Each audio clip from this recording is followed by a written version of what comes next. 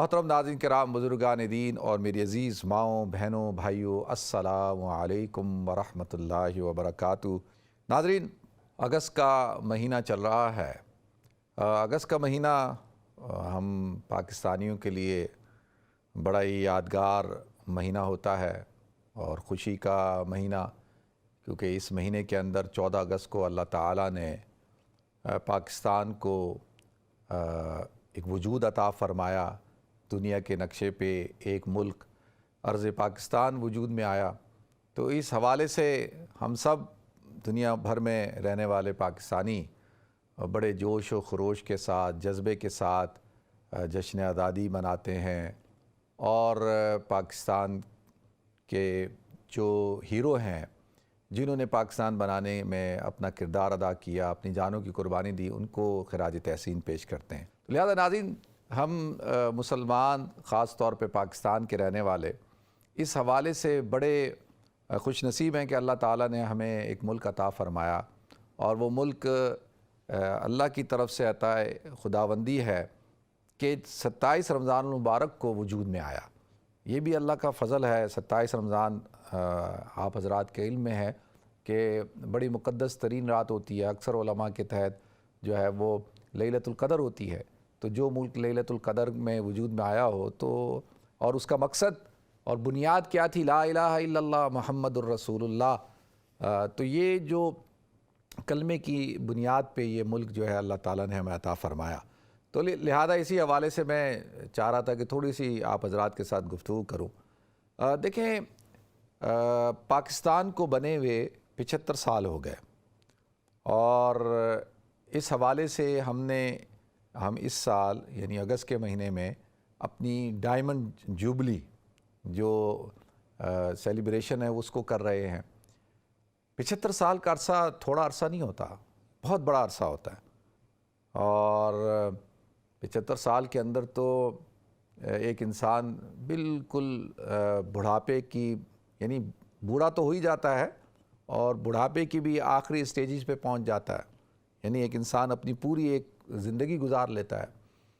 تو 75 سال میں ہم نے کیا پایا، کیا گنوایا، اور آج ہم جس جگہ کھڑے ہیں، کیا ہمیں اس جگہ پہ موجود ہونا چاہیے تھا، یا پاکستان کو دنیا کے اندر کیا کردار ادا کرنا چاہیے تھا، اور امہ کے اندر کیا اس کا ایک رول ہونا چاہیے تھا۔ تو اس حوالے سے ناظرین، کچھ یعنی جمعے کی رات کو ہمارے ایک دوست ہیں، ان کے بیٹے کی شادی تھی، تو وہاں میں گیا، تو وہاں ایک صاحب میرے ساتھ بیٹھے کھانا کھا رہے تھے۔ تو انہوں نے مجھے کہا کہ جس وقت پاکستان بنا تو ہم ہجرت کر کے آ رہے تھے، اور میں اپنے والد کے کندھے پہ سوار تھا، اور ہم پیدل سفر کر رہے تھے۔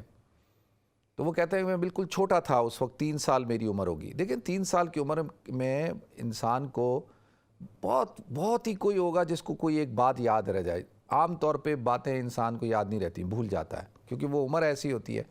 لیکن اگر کوئی خاص واقعہ ہو جائے، اور اس واقعے سے انسان اس کا کوئی نشان رہ جائے، تو وہ پھر ساری زندگی یاد رہتا ہے۔ تو وہ کہتے ہیں کہ میں اپنے والد کے کندھے پہ سوار تھا، اور پتھراؤ ہو رہا تھا، اور ہم جس قافلے میں ہم تھے اس پہ حملہ ہو گیا، اور ایک بہت بڑا پتھر جو ہے وہ میرے گردن کے نیچے آ کے لگا۔ وہ کہتے ہیں میں نے زور سے چیخ ماری، اور بالکل میں ایسا تھا کہ جیسے میں گر جاؤں گا یا بالکل میں ختم ہو جاؤں گا۔ اور میرے والد نے مجھے اٹھایا ہوا تھا، تو وہ کہنے لگے کہ والد ایک دم بہت پریشان ہو گئے، اور دیکھا اور صرف یہ پوچھا کہ تم ٹھیک ہو؟ اور چوٹ اندرونی لگی تھی، تو وہ کہتے ہیں کہ بس میں نے اپنے ابو کو کہا کہ بس ٹھیک ہوں، یعنی ان کو کہا کہ بھئی زندہ ہے یہ۔ تو جب وہ کہتے ہیں کہ جب ہم پہنچ گئے لاہور، اور کیمپ میں جب پہنچے، تو والد نے جب تھوڑا اور بڑے ہو گئے، تو والد صاحب نے ان کو کہا کہ یعنی اس لمحے مجھے ایسا لگا جیسے میں نے تمہیں گوا دیا، اور مجھے تھا کہ اگر تم اگر ختم ہو جاتے تو میں تمہارے ساتھ کیا کرتا، تو یعنی میں تمہیں وہیں چھوڑ دیتا، کیا کرتا۔ تو کہتے ہیں کہ جب وہ یہ باتیں بتا رہے تھے مجھے، کہنے لگے کہ ہم نے یہ ملک جو ہے اتنی قربانیوں کے بعد حاصل کیا۔ یہ تو میں صرف آپ کو ایک واقعہ سنا رہا ہوں جو مجھے انہوں نے ڈائریکٹ سنایا. ایسے تو کئی واقعات ہم سنتے ہیں، ہمارے والدین سناتے تھے، ہمارے بزرگ سناتے تھے، اور ہم پاکستان بنانے کے اندر جو ہزاروں لوگوں نے قربانیاں دی ہیں تو وہ تو کوئی معمولی بات تو نہیں ہے. اور دنیا کی سب سے بڑی ہجرت اس وقت جو ہوئی وہ پاکستان کے لیے ہوئی.